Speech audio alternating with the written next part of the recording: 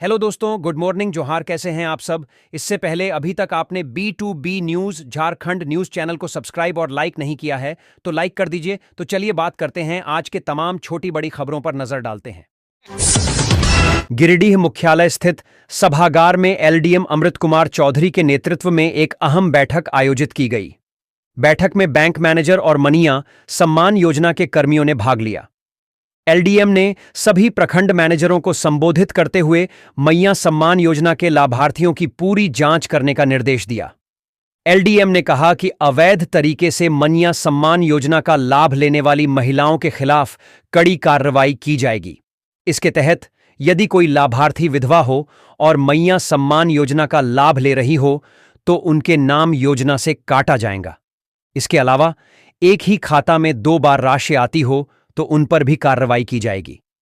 LDM ने यह भी बताया कि 18 साल से कम उम्र की किशोरियों का भी पता लगाकर उनके खाते की जानकारी दी जाएगी। उन्होंने यह भी कहा कि महिला के नाम पर पुरुष का नाम होने या नाम में अंतर होने वाले लाभार्थियों को चिह्नित किया जाएगा। तीसरी प्रखंड में मैया सम्मान योजना के लिए 17,800 आवेदन प्राप्त हुए हैं, जिनमें से 15,625 लाभार्थियों को योजना का लाभ मिल रहा है। बैठक में SBI खिजूरी के मैनेजर अनुरंजन कुमार, तीसरी SBI manager Jayant Kumar Baranwal, Indian Bank Chandauri के manager A Kamal, MO Rajan Kumar, प्रखंड समन्वयक संतोष वर्मा, ऑपरेटर मनदीप कुमार, सांडिल और अन्य कई कर्मी मौजूद थे। इस बैठक में लिया गया निर्णय और निर्देश मैया सम्मान योजना की पारदर्शिता और सही लाभ वितरण सुनिश्चित करने में मदद करेगा। झारखंड सरकार ने राज्य की वित्तीय हालात में सुधार के लिए कई कदम उठाए हैं। वित्त विभाग के विशेष सचिव की अध्यक्षता में एक समिति बनाई है, जो राज्य के वित्तीय हालात की समीक्षा करेगी और सुधार के लिए सुझाव देगी। इसके अलावा विभागों को राजस्व वसूली करने का लक्ष्य दिया है। साथ ही राज्य सरकार ने विकास योजनाओं के लिए धन का प्रबंधन करने के लिए भी कई कदम उठाए हैं। झारखंड सरकार ने वित्तीय हालात में सुधार के लिए उठाए कदम। वित्तीय समिति का गठन। झारखंड सरकार ने वित्त विभाग के विशेष सचिव की अध्यक्षता में एक समिति बनाई है, जो राज्य के वित्तीय हालात की समीक्षा करेगी और सुधार के लिए सुझाव देगी। राजस्व वसूली का लक्ष्य। झारखंड सरकार ने विभागों को राजस्व वसूली करने का लक्ष्य दिया है, जिसमें वाणिज्य कर, खान भूतत्व, उत्पाद, परिवहन, भू राजस्व और निबंधन शामिल हैं। विकास योजनाओं के लिए धन का प्रबंधन। झारखंड सरकार ने विकास योजनाओं के लिए धन का प्रबंधन करने के लिए कई कदम उठाए हैं, जिसमें योजना बजट का प्रबंधन और धन की वसूली शामिल है। बता दें कि चालू वित्त वर्ष 2024 से 25 का मूल बजट 1,28,900 करोड़ का है, लेकिन अब तक केवल 58,000 करोड़ ही खर्च हुए हैं। विकास योजनाओं के लिए 82,830 करोड़ के योजना बजट में से केवल 56% ही खर्च हुए हैं। लेकिन सरकार की विकास योजनाओं के लिए धन की कमी एक बड़ी समस्या है। धन की कमी के कारण कई विकास योजनाएं प्रभावित हो रही हैं। सरकार के अपने राजस्व जुटाने वाले विभागों ने वर्ष 2024 से 25 में 49,700 करोड़ रुपए की वसूली का लक्ष्य तय किया है, लेकिन सरकार के लिए राजस्व वसूली का लक्ष्य पूरा करना एक बड़ी चुनौती है। पिछले एक माह में केवल 21,21,121 करोड़ रुपए ही वसूले गए हैं। ऐसे में विभागों को अगले 2 माह में 38.89% राजस्व प्राप्त करना है। इसके लिए सरकार ने विभागों को निर्देश दिए हैं कि वे राजस्व संग्रहण बढ़ाने और नए स्रोत तलाशने पर ध्यान दें। झारखंड सरकार के वित्तीय हालात में सुधार के लिए चुनौतियां। वित्तीय संसाधनों की कमी। झारखंड सरकार के पास वित्तीय संसाधनों की कमी है, जिससे विकास योजनाओं के लिए धन की कमी हो रही है। राजस्व वसूली की चुनौती। झारखंड सरकार के लिए राजस्व वसूली का लक्ष्य पूरा करना एक बड़ी चुनौती है, क्योंकि विभागों को 2 माह में 38.89% राजस्व प्राप्त करना होगा। झारखंड सरकार के वित्तीय हालात में सुधार के लिए सुझाव। वित्तीय प्रबंधन में सुधार। झारखंड सरकार को वित्तीय प्रबंधन में सुधार करने की आवश्यकता है, जिसमें वित्तीय संसाधनों का प्रबंधन और धन की वसूली शामिल है। विकास योजनाओं के लिए धन का प्रबंधन। झारखंड सरकार को विकास योजनाओं के लिए धन का प्रबंधन करने की आवश्यकता है, जिसमें योजना बजट का प्रबंधन और धन की वसूली शामिल है। कोडरमा जिले में आज सुबह सुबह दो पक्षों के बीच बैनर हटाने को लेकर जमकर पत्थरबाजी शुरू हो गई। इस विवाद ने इतना विकराल रूप ले लिया कि इसमें थाना प्रभारी और उनके साथ पहुंचे दल बल समेत कई लोग जख्मी हो गए। यह मामला डोमचांच थाना क्षेत्र स्थित रूपनडीह गांव की है। घटना के बाद पूरे इलाके में तनाव का माहौल बन गया है और स्थिति को काबू में करने के लिए पुलिस ने गांव को छावनी में तब्दील कर दिया है। पुलिस द्वारा शांति बहाली की कोशिश की जा रही है, लेकिन अभी भी स्थिति तनावपूर्ण बनी हुई है। प्रारंभिक जानकारी के अनुसार बैनर हटाने को लेकर दोनों पक्षों के बीच विवाद हुआ, जिसके बाद यह घटना घटित हुई। पुलिस ने घायल व्यक्तियों को इलाज के लिए अस्पताल भेज दिया है और मामले की जांच शुरू कर दी है। धुर्वा थाना क्षेत्र के बस स्टैंड के पास बीते 10 फरवरी की रात गोली चली थी। इस घटना में गुलशन पांडे नाम का युवक घायल हो गया था। घायल युवक के पिता संतोष पांडेय ने इस मामले में मीडिया में कहा कि पुलिस जिन युवकों को थाना में रखकर पूछताछ कर रही है, वह सभी निर्दोष हैं। कहा कि सभी मेरे पड़ोसी हैं और काफी मददगार भी हैं। इन्हीं लोगों ने मेरे बेटे को उठाकर हॉस्पिटल में भर्ती कराया। घायल युवक के पिता ने कहा कि धुर्वा थाना की पुलिस ने गोलू, रवि, रोहित और अंशु को जबरदस्ती पकड़कर रखी है, जो सरासर गलत है। गौरतलब है कि धुर्वा थाना क्षेत्र में एक शादी समारोह में डांस करने के दौरान गुलशन पांडेय उर्फ मेडी नामक युवक को गोली लग गई थी। 10 फरवरी रात करीब 11 बजे हुई इस घटना के बाद शादी समारोह में अफरा तफरी मच गई थी। मौके पर मौजूद कुछ लोगों ने बताया कि कई लोग डांस कर रहे थे। इसी दौरान फायरिंग की आवाज सुनाई दी और पीठ में गोली लगने के कारण गुलशन जमीन पर गिर पड़ा। गोली किसने चलाई, ये कोई नहीं देख पाया। अफरा तफरी के बीच घायल युवक को इलाज के लिए अस्पताल में भर्ती कराया गया। झारखंड सरकार ने राज्य के सरकारी स्कूलों में शिक्षकों की कमी को दूर करने के लिए बड़ा कदम उठाया है। सरकार 26,001 शिक्षकों की नियुक्ति करने जा रही है, जिसके लिए झारखंड कर्मचारी चयन आयोग ने सहायक आचार्य नियुक्ति प्रतियोगिता परीक्षा आयोजित की थी। जून 2023 में शुरू हुई थी नियुक्ति की प्रक्रिया।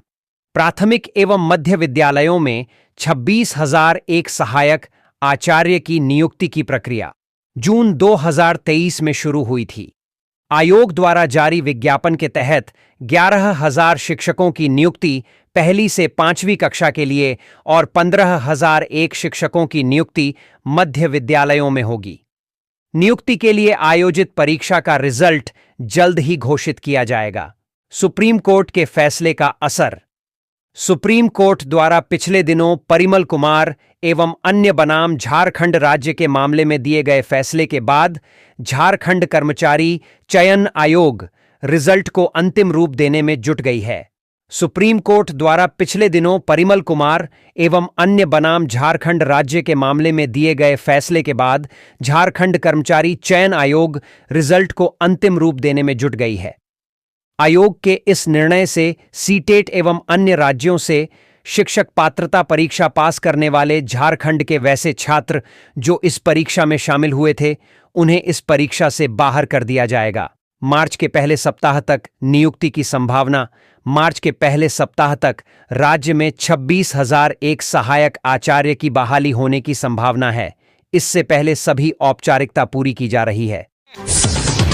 पिछले 2 महीने में राज्य प्रशासनिक सेवा के 3 अफसरों पर गाज गिरी है।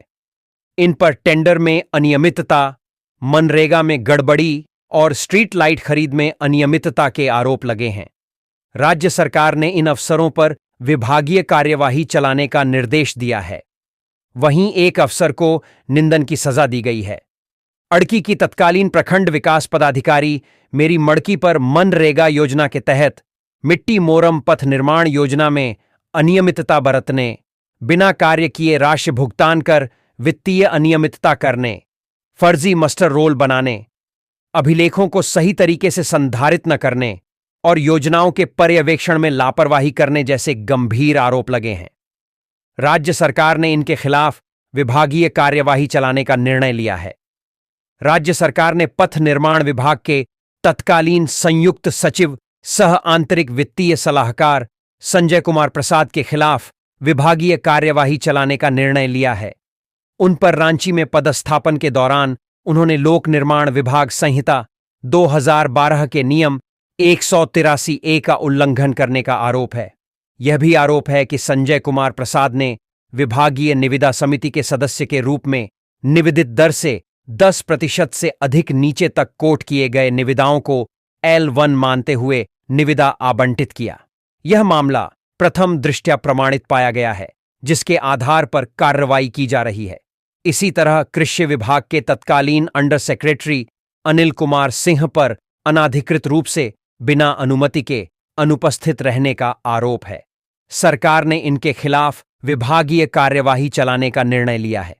इसके अलावा वंशीधर नगर पंचायत गढ़वा के तत्कालीन कार्यपालक पदाधिकारी अमित कुमार के खिलाफ राज्य सरकार ने विभागीय कार्यवाही चलाने का फैसला लिया है।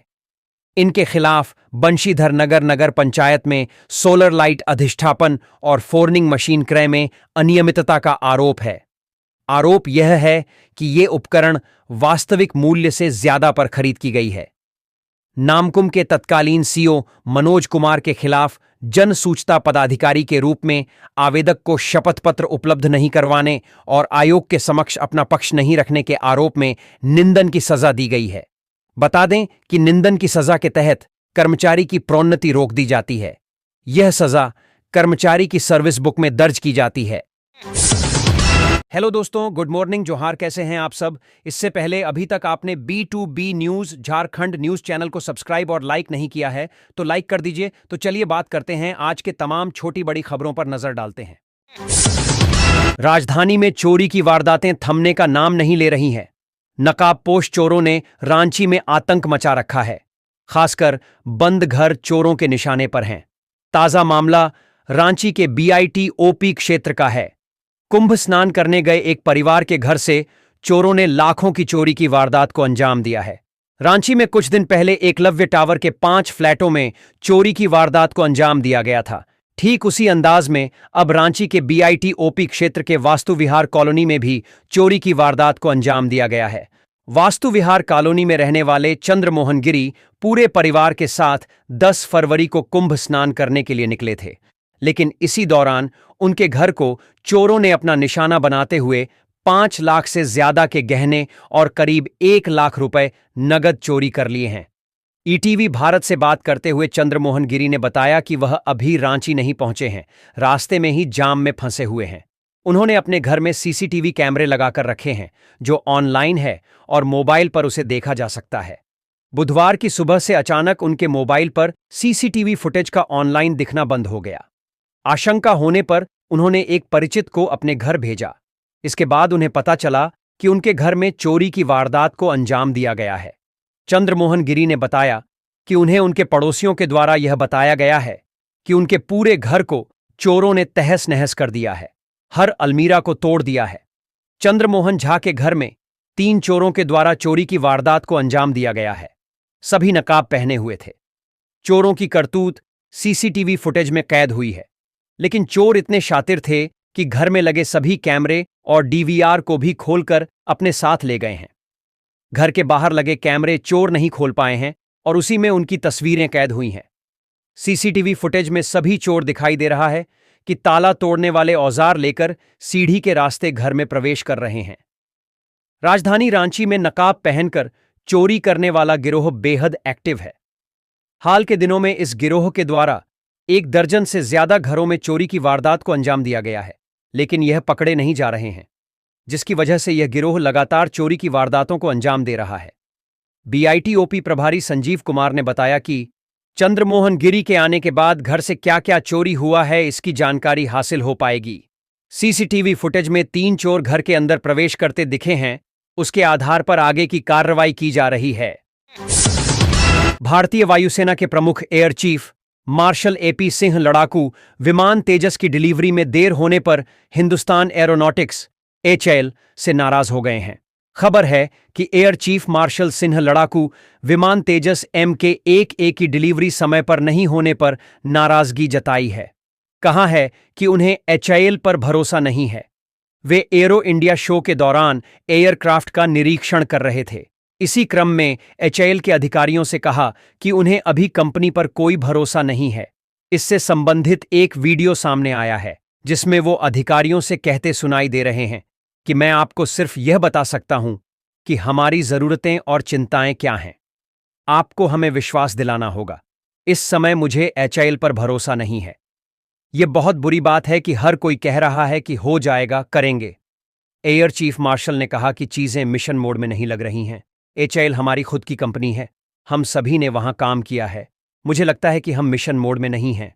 कहा कि मुझसे वादा किया गया था कि जब मैं फरवरी में यहां आऊंगा तो 11 MK-1 विमान मिल जाएंगे, लेकिन अभी तक एक भी तैयार नहीं है। सिस्टम में बड़े बदलाव की जरूरत है। एयर चीफ मार्शल के बयान के बाद एचआईएल में हड़कंप मच गया। कंपनी ने एयर चीफ मार्शल की चिंता को वाजिब बताते हुए सफाई पेश की है। एचआईएल के चेयरमैन और प्रबंध निदेशक DK सुनील ने बयान जारी कर आश्वासन दिया है। कहा कि विमानों की डिलीवरी में देरी हमारे आलस या लापरवाही की वजह से नहीं है। कुछ तकनीकी समस्याएं थीं जिन्हें हम में दूर कर लिया है। उन्होंने कहा कि एचआईएल में कई स्तरों पर इस मामले में बैठकें की है। हम जल्द ही विमानों की डिलीवरी करेंगे। बता दें कि यह पहली बार नहीं है जब वायुसेना प्रमुख द्वारा समय सीमा का पालन न होने पर एचआईएल की आलोचना की गई है, लेकिन रक्षा PSU की दक्षता पर सवाल उठाने वाली उनकी टिप्पणियों ने विवाद खड़ा कर हो गया है। एचआईएल देरी के लिए 1998 के परमाणु परीक्षणों के बाद भारत पर लगाए गए प्रतिबंधों को जिम्मेदार मानती है। CMDD के सुनील ने कहा है कि PSU 1984 में शुरू की गई परियोजना के लिए निर्धारित समय सीमा में अतिरिक्त ऑर्डर पूरा कर लेंगे। एचएएल ने मंगलवार को यह भी कहा कि उन्हें मार्च के अंत तक 11 तेजस एमैक में विमान डिलीवर करने का भरोसा है। रांची पुलिस ने स्पेशल ब्रांच के सब इंस्पेक्टर अनुपम कच्छप की हत्या के आरोपियों के खिलाफ चार्जशीट दाखिल कर दी है। पुलिस ने जेल में बंद भोला सिंह, गौतम यादव, संजय सिंह, सुग्रीम सिंह, राजेश महतो और राजेंद्र महतो के खिलाफ पुख्ता साक्ष्य और जांच के आधार पर कांड को सत्य बताते हुए चार्जशीट दाखिल की है। इस हत्याकांड के आईओ अनुसंधानकर्ता ने कोर्ट में 51 गवाहों की सूची और अन्य साक्ष्य भी जमा किए हैं। इस हत्याकांड की अब तक की जांच में यह बात सामने आई है कि घटनास्थल और आरोपियों के पास से पुलिस ने जो खोखा और गोलियां बरामद की थीं वह एक समान है। इससे यह प्रतीत होता है कि उक्त अभियुक्तों ने ही सोची समझी साजिश के तहत सब इंस्पेक्टर अनुपम कच्छप की हत्या की। दरअसल पिछले वर्ष 2 अगस्त को स्पेशल ब्रांच के दारोगा अनुपम कच्छप की गोली मारकर हत्या कर दी गई थी। इस घटना को डीजल चोर के गिरोह ने अंजाम दिया था। घटना की रात दारोगा बर्थडे पार्टी मनाकर बाइक से अपने घर लौट रहे थे। उसी दौरान चोर किसी टैंकर से डीजल चोरी कर रहे थे। अपनी ड्यूटी निभाते हुए दारोगा ने रोक टोक की तो डीजल चोर गिरोह उनसे उलझ गया और हत्या की घटना को अंजाम दिया। फरवरी की शुरुआत के साथ ही झारखंड के मौसम में बदलाव देखने को मिल रहा है। दिन के समय तेज धूप और पछुआ हवाओं के कारण गर्मी का एहसास बढ़ रहा है, जबकि सुबह और रात की ठंडक अब भी बनी हुई है। हालांकि अब लोगों को ठिठुरन भरी ठंड से राहत मिल रही है। राज्य का मौसम फिलहाल सुहावना बना हुआ है। न तो अधिक सर्दी का सितम है और न ही अधिक गर्मी का एहसास हो रहा है। हालांकि आने वाले दिनों में मौसम में फिर से बदलाव होने की संभावना है। तापमान में वृद्धि होने से गर्मी का अधिक एहसास होगा। इस बीच प्रदेश के न्यूनतम तापमान में भी 2 दिनों के बाद गिरावट की संभावना जताई जा रही है। राज्य के विभिन्न हिस्सों में तापमान में 2 से 3 डिग्री सेल्सियस की बढ़ोतरी हुई है। रांची में उच्चतम तापमान 3.1 डिग्री बढ़कर 29.8 डिग्री सेल्सियस हो गया है, जो सामान्य से 3.8 डिग्री अधिक है। वहीं न्यूनतम तापमान में भी 3.8 डिग्री की बढ़ोतरी हुई है, जो अब 14.4 डिग्री सेल्सियस दर्ज किया गया है, जो सामान्य से 2.1 डिग्री अधिक है। जमशेदपुर में उच्चतम तापमान 1.8 डिग्री बढ़कर 32.8 डिग्री सेल्सियस तक पहुंच गया है, जबकि डाल्टनगंज में तापमान 1.9 डिग्री बढ़कर 33 डिग्री सेल्सियस तक पहुंच गया है। फरवरी के अंत तक बढ़ सकता है तापमान। मौसम विभाग के अनुसार झारखंड में फरवरी के अंत तक तापमान में और वृद्धि हो सकती है, जिससे गर्मी का असर और भी महसूस हो सकता है। सुबह और शाम के समय सर्द पछुआ हवा बहने से ठंडक बनी रहेगी, लेकिन दिन में तेज धूप के कारण गर्मी महसूस होगी। अगले 5 दिनों तक तापमान में कोई बड़ा बदलाव नहीं होगा, लेकिन लोगों को आने वाले दिनों में गर्मी से सतर्क रहने की आवश्यकता है। राजधानी में चोरी की वारदातें थमने का नाम नहीं ले रही हैं। नकाबपोश चोरों ने रांची में आतंक मचा रखा है, खासकर बंद घर चोरों के निशाने पर हैं। ताजा मामला रांची के BITOP क्षेत्र का है। कुंभ स्नान करने गए एक परिवार के घर से चोरों ने लाखों की चोरी की वारदात को अंजाम दिया है। रांची में कुछ दिन पहले एकलव्य टावर के 5 फ्लैटों में चोरी की वारदात को अंजाम दिया गया था। ठीक उसी अंदाज में अब रांची के BITOP क्षेत्र के वास्तु विहार कॉलोनी में भी चोरी की वारदात को अंजाम दिया गया है। वास्तु विहार कॉलोनी में रहने वाले चंद्रमोहन गिरी पूरे परिवार के साथ 10 फरवरी को कुंभ स्नान करने के लिए निकले थे, लेकिन इसी दौरान उनके घर को चोरों ने अपना निशाना बनाते हुए 5 लाख से ज्यादा के गहने और करीब 1 लाख रुपए नगद चोरी कर लिए हैं। ETV भारत से बात करते हुए चंद्रमोहन गिरी ने बताया कि वह अभी रांची नहीं पहुंचे हैं, रास्ते में ही जाम में फंसे हुए हैं। उन्होंने अपने घर में CCTV कैमरे लगाकर रखे हैं, जो ऑनलाइन है और मोबाइल पर उसे देखा जा सकता है। बुधवार की सुबह से अचानक उनके मोबाइल पर CCTV फुटेज का ऑनलाइन दिखना बंद हो गया। आशंका होने पर उन्होंने एक परिचित को अपने घर भेजा। इसके बाद उन्हें पता चला कि उनके घर में चोरी की वारदात को अंजाम दिया गया है। चंद्रमोहन गिरी ने बताया कि उन्हें उनके पड़ोसियों के द्वारा यह बताया गया है कि उनके पूरे घर को चोरों ने तहस नहस कर दिया है, हर अलमीरा को तोड़ दिया है। चंद्रमोहन झा के घर में 3 चोरों के द्वारा चोरी की वारदात को अंजाम दिया गया है। सभी नकाब पहने हुए थे। चोरों की करतूत CCTV फुटेज में कैद हुई है, लेकिन चोर इतने शातिर थे कि घर में लगे सभी कैमरे और DVR को भी खोलकर अपने साथ ले गए हैं। घर के बाहर लगे कैमरे चोर नहीं खोल पाए हैं और उसी में उनकी तस्वीरें कैद हुई हैं। CCTV फुटेज में सभी चोर दिखाई दे रहा है कि ताला तोड़ने वाले औजार लेकर सीढ़ी के रास्ते घर में प्रवेश कर रहे हैं। राजधानी रांची में नकाब पहनकर चोरी करने वाला गिरोह बेहद एक्टिव है। हाल के दिनों में इस गिरोह के द्वारा 1 दर्जन से ज्यादा घरों में चोरी की वारदात को अंजाम दिया गया है, लेकिन यह पकड़े नहीं जा रहे हैं, जिसकी वजह से यह गिरोह लगातार चोरी की वारदातों को अंजाम दे रहा है। BITOP प्रभारी संजीव कुमार ने बताया कि चंद्रमोहन गिरी के आने के बाद घर से क्या-क्या चोरी हुआ है, इसकी जानकारी हासिल हो पाएगी। CCTV फुटेज में 3 चोर घर के अंदर प्रवेश करते दिखे हैं, उसके आधार पर आगे की कार्रवाई की जा रही है।